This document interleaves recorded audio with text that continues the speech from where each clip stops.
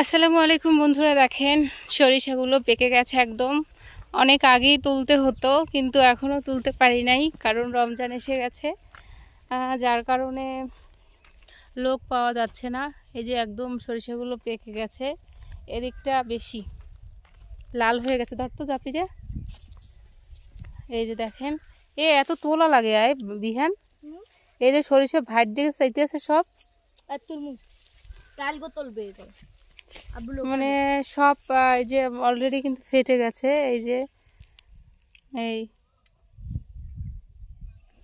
দেখছেন, একদম বের হয়ে গেছে।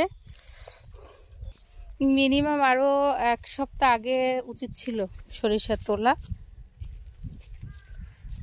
এই যে অনেক সুন্দর।